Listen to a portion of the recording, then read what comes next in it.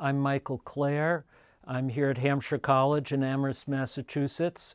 I'm a professor of peace and world security studies, and my basic interest is in war and peace and what causes war and how to prevent it. And my particular interest is the role of resource competition as a driving factor in war. And in this moment in time, I'm also interested in how climate change is contributing to the risk of conflict over resources. And by resources, I'm interested in especially energy, but also food, water, land, minerals, timber, fish, and other vital resources. Well, one of the things that we find as we go around speaking with people in the country about drone warfare, about wars generally, is that people are aware of certain struggles, political struggles or wars. There's a concern that wars will go on indefinitely, but people have very little knowledge, and I could say for practical purposes, no knowledge about what natural resources exist in these various places. And you've done a lot of study on that. You have a book that's recent, The War or the Race for What's Left. And I wonder if you could just give us some sense of what are the primary resources that are involved in what you call a scramble, for resources, and maybe several non-oil examples, from certain countries. You could just explain what's at stake here. Yeah. Well, when I teach on this subject, I begin in the beginning, and as far back as we could look in human history, human societies have fought over resources from the most ancient writing that we have, and from archaeological evidence we know that human societies have fought over vital resources, and in the very beginning it was land, food, and water, and people are still fighting about land and food and water, in many cases in the same places. For example, in the Christian Hebrew Bible, we know that people fought in the Jordan River Valley over water or land that was irrigated with water, the Jordan River. And people are still fighting today over the water supplies of the Jordan River and the wells of what's today called the West Bank. In the ancient times, it was called Canaan. And the Israelites and the Canaanites fought very bloody contests over those water supplies, as people are fighting to this day. Similarly, we know from the very ancient times that people fought over the waters and the irrigated lands of ancient Mesopotamia, the land between the Tigris and Euphrates River.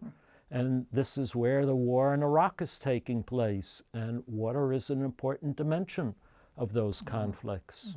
And there are many other rivers today that are being hotly contested, not always yet to a point of violent struggle, but I certainly fear that will be the case in the future. Now, in The Race for What's Left, you talk about minerals. And I think that the perception that many people have is that it's a big world and there's plenty of minerals to last indefinitely, forever.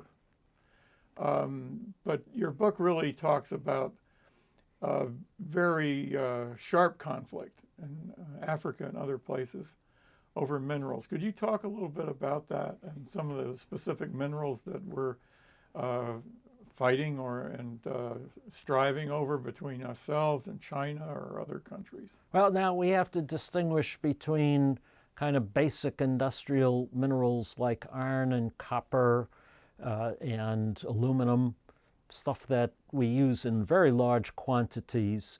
And for the most part, the supplies of those are reasonably ample, although they easily acquired deposits of iron and copper are kind of disappearing, and we have to go to more distant locations to get those. But modern technology requires large numbers of very specialized minerals, things like rare earths, very specialized minerals that are not easily acquired. Well, rare earth doesn't mean dirt, right? No, these are elements in the periodic table of the elements that are, there are a whole bunch of them that are very hard to acquire because they're not found in large concentrations. They are typically found scattered with other minerals, and to extract them, you have to use arsenic or solvents or acids, and it's very damaging environmentally. And right now, only China produces these in large quantities because they've been willing to overlook the environmental consequences. We did produce those in the United States at one point, but because of environmental damage, the mine was shut down. So the world is very highly dependent on Chinese production of rare earths. But there are other rare materials that are needed. One of these is columbite and tantalum, which together are called coltan. Coltan is essential for miniaturized electronics like smartphones and iPods and iPads and the like. This device probably has a certain amount of coltan in it. Not a lot, but without it, it's very hard to make miniaturized electronics. And a lot of the coltan comes from the eastern part of the Democratic Republic of Congo. And it's very possibly produced under slave labor conditions by militias armed by one secretive route or another. These are called conflict minerals. They are produced under conditions of constant warfare, fighting between different militias and rogue armies in the Congo and surrounding countries. And despite great efforts, this violence, this militarized production of minerals continues. Now, the United States has military installations of varying sizes all over the world, forces stationed at sea, on land. Could you relate those in some way to non-renewable resources? In other words, are these in places where we have a resource interest? I guess we would definitely want to say with respect to oil, and I want to ask you more about that. But can we say our disposition of forces is related primarily to resources? Well, there's one case that's very clear. In January 1980, following the Soviet invasion of Afghanistan and the Shiite revolution in Iran, when the Shah of Iran was overthrown, President Carter concluded that there was a threat to American oil supplies, and he announced what we now call the Carter Doctrine, which says that the flow of oil to the United States is a vital interest, a matter of national security, and therefore we have to protect the flow of oil by any means necessary, including military force. Now, at that time, in 1980, the U.S. did not have military capacities in that area, the Persian Gulf area, to carry out the Carter Doctrine. So he created a new military organization called the Rapid Deployment Joint Task Force, which under President Reagan was elevated to a regional command, the U.S. Central Command, CENTCOM, later headed by General Petraeus, who many of us are familiar with. And the purpose of the Central Command is very clear.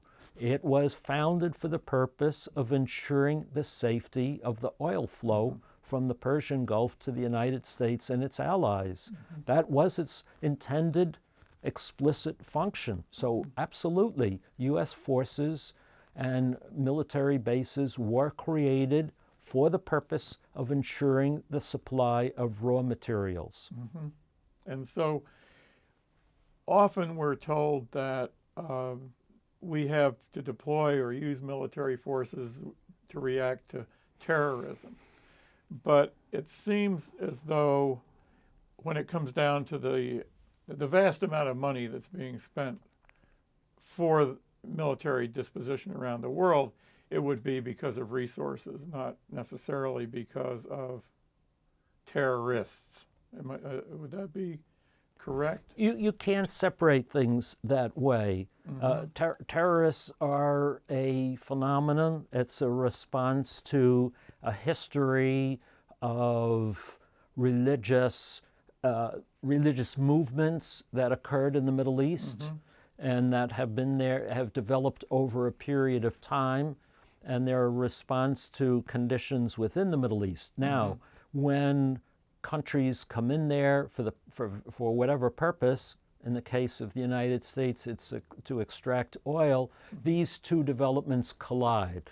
Okay. The religious turmoil, the churning within the religious Islamic community in the Middle East, which has to do with a response to modernism, to the infiltration of Western ideas that produce these extremist movements, collide with the needs of the West for resources, and you have this phenomenon. So it's a combination of religious turmoil that would be going on anyway, and the presence of a extractive Western force that collide and produce violence. Well, in you wrote a book called Resource Wars, and that came out, I think, in 2001. And The Race for What's Left came out, I believe, in 2012. In the Resource Wars, you talk about collaboration in order to see that all the industrial countries and all countries get some kind of a reasonable share of resources as they're developed. In the Race for What's Left, I think there's more urgency about us running out of some of these most dependent upon non-renewable resources.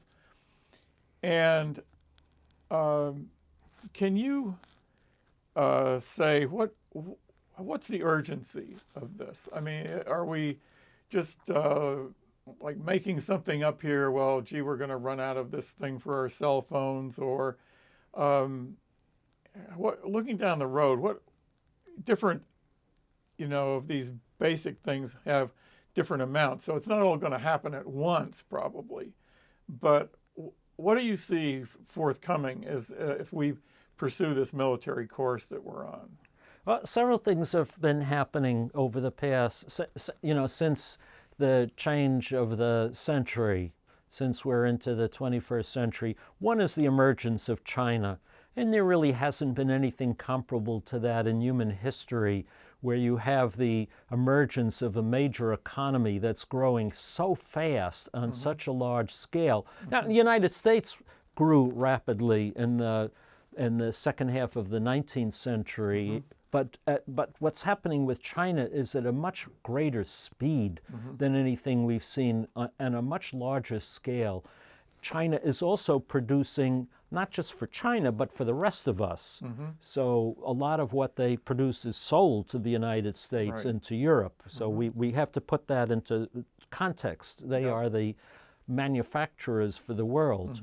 And to make that possible, China has been scouring the world for what remains in the existing deposits of oil, of coal, of natural gas, of iron, copper, cobalt, nickel, you name it. They need all of that to keep their factories going. So the rate of extraction in the existing world reserves of virtually everything are being depleted at a much faster rate than was the case ever before. So this is a dramatic change. It almost sounds like the glacier's melting. Something like that. I mean, where it accelerates. That's what you're saying. Yes, basically. we've seen an acceleration of extraction. And what's happened is that the reserves, the deposits that we rely on for oil, iron, copper, coal, natural gas, uranium, that have supplied us for the past 50 years are emptying up all at once around the world. Now, this is not to say that there aren't other deposits. There are, but they are in hard-to-get places. They are what's left. Okay. It's in the Arctic. It's deep underground in the oceans. And in a few places left that were bypassed because of war or conflict or corruption, places you wouldn't want to go. So what's left is Afghanistan, Iraq, the Democratic Republic of the Congo, Mongolia, Tibet, and the Arctic. That's pretty much where everybody is concentrating their efforts now. Right. Now, many of these are contested areas. There's a lot of fighting going on. So inevitably, in this rush to extract these final resource preserves, you're going to see contestation, conflict, and violence. And as far as the military future for the United States is concerned, I mean, we have a particular concern with drones as a kind of technology in this whole competition. But are we also looking toward spending more and more of our money, tax money, borrowed money on military to go after these or to protect the ones that we feel are ours or our allies? I mean, is that going to be part of this dynamic? You know, we've been spending a huge amount of money on our military over the past decade. Vast increase in spending, and that's not sustainable. The economy can't sustain that, and there will not be the same increases in spending, even though the military would like to do that. Yeah. So I can't say that there will be further increases. I don't think that's going to happen. What you are going to see is a shift in the allocation of military expenditures to reflect the changes that I'm discussing. Okay. For example, because so much of the resource trade is now extended over very large distances, and in the Arctic, in the Africa offshore, the Indian Ocean, the East China Sea, the South China Sea become important. Protecting sea lanes now is a primary military activity. So the Navy is going to be a primary recipient of funds. Even if the total declines, there's going to be more money spent on air and naval power to protect these extended resource sea lanes around the world and to contest China and others who are competing with us for access to these resources. So that's already happening. There will be less emphasis on ground warfare in places like Afghanistan and Iraq that no longer have the same strategic importance as they did in the Bush administration. They're not as important. What's become important, and President Obama has made this very clear, is controlling the sea lanes of the Indian Ocean and the Pacific, and the resource choke points like the Strait of Hormuz, the Strait of Malacca.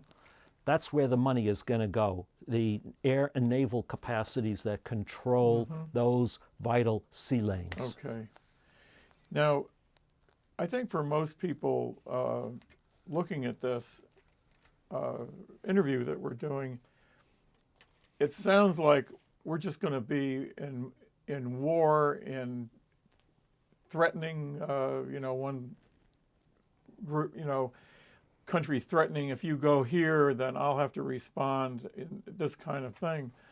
And in the book, you talk about the possibility of developing replacements for these non-renewable resources, certainly oil, but I think you're talking about replacements for certain minerals. and a policy of identification of what is essential and how do we replace it. Am I understanding that correctly in terms of what you're pointing toward? Yes, the only thing that's going to save us is a massive drive to develop renewable resources, not only energy, but everything, because we are running out of most of the basic resources that we need for industrial civilization. And we're competing now, that is, the West is competing with China and also with India, Brazil, Japan, other countries for a diminishing supply of these non-renewable resources. And it's going to lead, I fear, to more conflict and violence over the diminishing supplies of these things. And climate change is going to make the situation worse, much worse, because some of these things will become harder to get because of climate change. That's another discussion, but it will complicate matters. So there's an urgent need to develop renewable forms of virtually everything. And that's the only thing that's going to save us from even worse climate change on one hand and continuing conflict on the other. Well, this country doesn't really have an industrial policy as such, as far as I can tell. I did an interview a couple of weeks ago where Bob Poland at UMass Amherst was talking about the industrial policy of the U.S. being basically developing the military. But I think what you're saying is that we would have to look at a research plan and production reorientation that would be unprecedented. This would be something that humankind hadn't really, in a concerted way, ever addressed. Am I right? Yes, that's more or less correct. Now, some of this kind of effort was undertaken during World War II, when there was rationing and many things that were ordinarily available were not, and some effort was made into developing artificial rubber and other kinds of replacement materials for things that were not available. So it's not like we have no prior experience with this.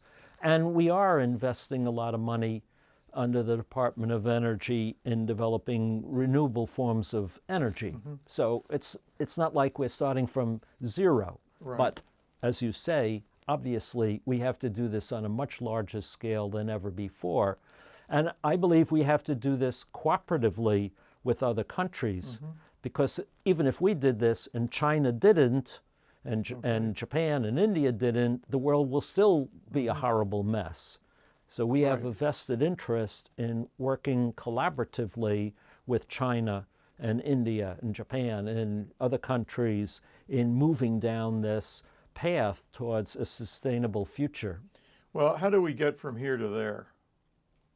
This is a task which only enlightened leadership can really move forward, but it can be pushed by enlightened citizenship that is international in character, where you have citizens in our country pushing in this direction, but also collaborating internationally with like-minded citizens in these other countries. Now, I've traveled to China, to Russia, and to many of the other countries in Europe, and I know that there are people in those places, including China, who understand the necessity of moving in this direction and want to push their governments.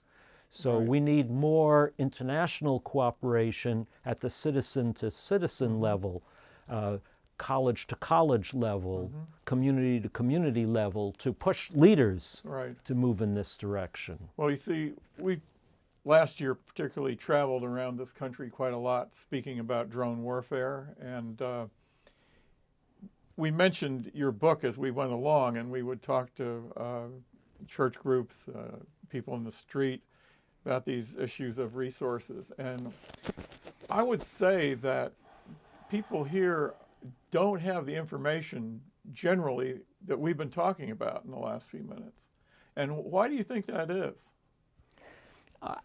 My suspicion is that people have at some level understand everything that I'm saying, that they understand to some degree that the oil they pump into their car is coming from somewhere else, that it's a finite commodity, that acquiring it involves sending our troops over to those places and putting them at risk, and that this is a troubling reality. And it's something that they would prefer not to think about.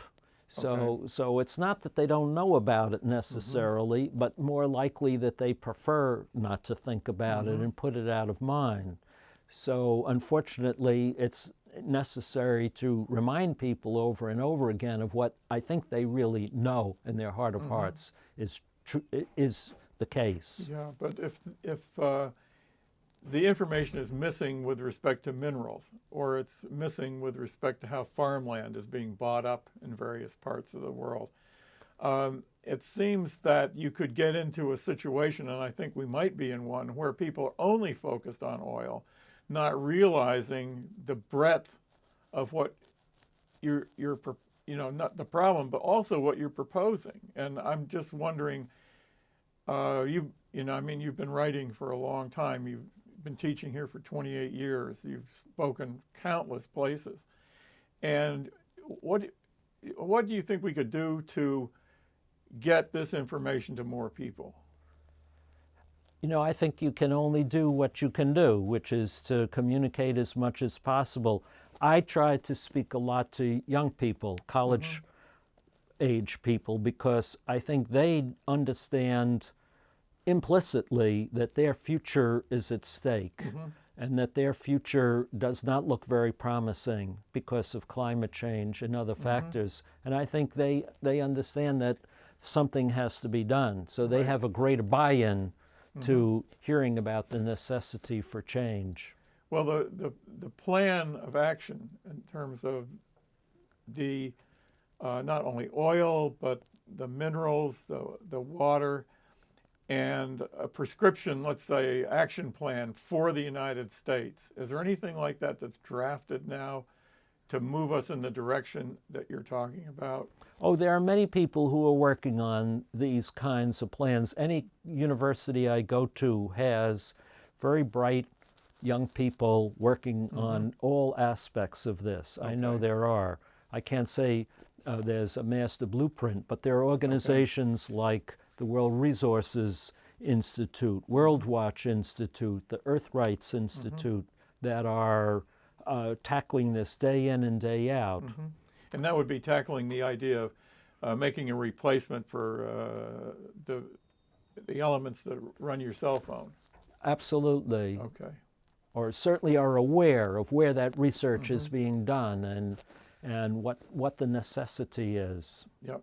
Okay. I wanted to say another constituency of people who are becoming very aware of our danger is our farmers in America, because they know that drought that we've had is something that's going to become systemic because of climate change.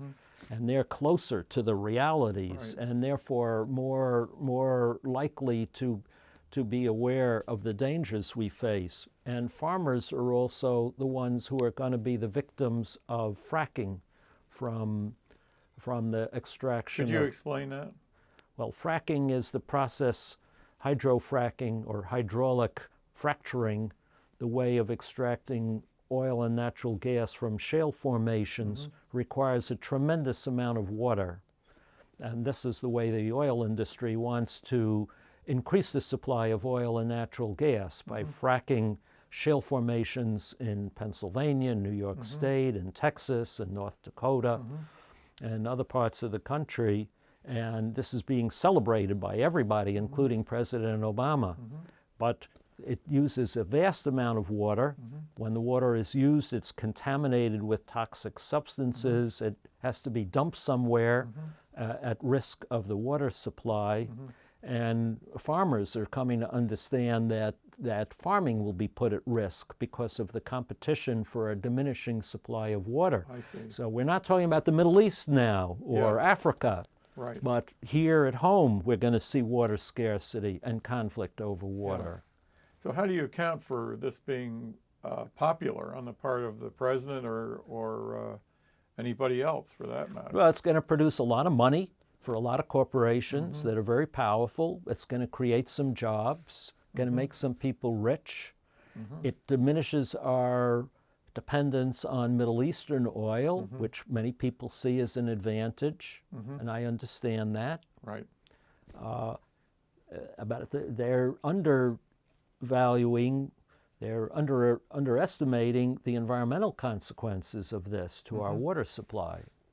Do you see a possibility that because of the difficulty of turning this kind of huge ocean liner of an economy, that the tendency will be to keep us on a military path, on a fracking path, and that the chances of regional wars, World War III, I don't know what that would be, but that regional wars are probably what we're facing.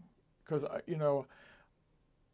what would it take to prevent that? I mean, I'm trying to be realistic because you said we don't have a blueprint, and I don't see the public really getting into the area of your book in an easy way. It's not on CNN. It's not even on PBS from what I've been able to observe. So realistically, are you optimistic at this point? Or, I mean, how do you feel this thing's going to go? Oh, I'm pretty pessimistic about our immediate ability to turn this around. I think things are going to get ugly. Now, at some stage, though, there will be shocks. Hurricane Sandy was an example of a shock that I'm talking about. Right. That woke up a lot of people. Right. Like Mayor Bloomberg, who's now become much more conscious about climate change. A lot of people were shaken. We're going to have a lot more shocks like that. Okay. And some of them will be of a climate nature. There may be more violence and conflict that will wake people up. Right. I wish it would be you and me speaking to people will have that effect, but Yes. I'm not very optimistic about that. But there will be shocks. And the shocks then will get people to rethink their behavior. And all of the talking that we do may get people predisposed when the shocks occur to say, oh yeah, those guys were saying we need to do this and do that. Now maybe we should do it. Yes. Yeah. That's how it's going to happen. Okay. Good. Well, thanks very much. My pleasure. Is there anything that you would like to say in conclusion that we haven't covered or to emphasize? Let's talk about an area of the world that I worry about. The East China Sea and the South China Sea. Okay. This is an area that deserves some attention that people probably don't know very much about, but in my mind certainly don't. is very worrisome. The East China Sea is the body of water between Japan and China, and it has some small islands called the Diaoyu Islands by China, the Senkaku Islands by Japan. They're uninhabited. Both claim them, and they both look like they're ready to go to war over these uninhabitable islands. Right. But what's not being said is that in the waters surrounding them, underground, beneath the seabed, are large reserves of oil and natural gas and maybe minerals. And that's what the two sides want, is control over these underground oil and natural gas reserves. Same thing is happening in the South China Sea, which is the body of water, really an extension of the Pacific Ocean, between China, Vietnam, the Philippines, and Malaysia. And there too, you have clashes over uninhabited islands that could get very nasty. Now, why does this matter? Because the U.S. is tied by treaty with Japan and with the Philippines, and if China gets involved in a shooting war with either of them, the U.S. will get involved very quickly. Right. And President Obama has said we're going to move more of our forces into this region Yep. and become more active in the South China Sea and the East China Sea. And in my mind, this has become the most dangerous area of the world, replacing the Middle East. Wow. And as China and the U.S. become more competitive, this could become the fulcrum of world conflict. It's very important that we put pressure on leaders on both sides not to militarize the fighting over these islands and the oil and gas reserves of this area. Right. This is the kind of thing that I worry about will become more frequent and more intense in the years ahead. Now, does North Korea figure into this geography that you've been describing? No. That's a whole different matter. That's another matter. Okay. At this point, is there something people should be saying to their member of Congress about the South China? Yes, I think they should be saying that President Obama should be working as a peacemaker, not taking sides, not egging on Japan and the Philippines to provoke a conflict with China. That's the last thing in the world we want to see. This is how World War III would begin. So that's the last thing we want to see. And we should be seeking peace in that area, not provoking a military clash. So we could essentially annihilate maybe billions of people because we're going after resources to support billions of people. Yeah, something like that. Now, it's not like anybody would do this intentionally, but out of the unintended consequences of military brinkmanship, the way World War I began, not World War II, but World War I, through this posturing and brinkmanship and muscle flexing. That's what's happening today in these areas. Including the Middle East, for that matter. But not with two superpowers armed with nuclear weapons. Right, okay. That's what makes this area distinctive. Okay. And for people who find this inconceivable, that this nuclear holocaust would develop, is there something that you could say that would give them a little sense of, you know, exactly how this could start, or you know, would it be somebody would say, well, I want these islands, and start drilling there, and then the other country would say, no, you can't? Well, if you could see every day in the every other day in the newspaper that Chinese ships and Japanese warships are circling each other and pointing their guns at each other. All it would take is one captain who panics and says, they're about to shoot me, fire first.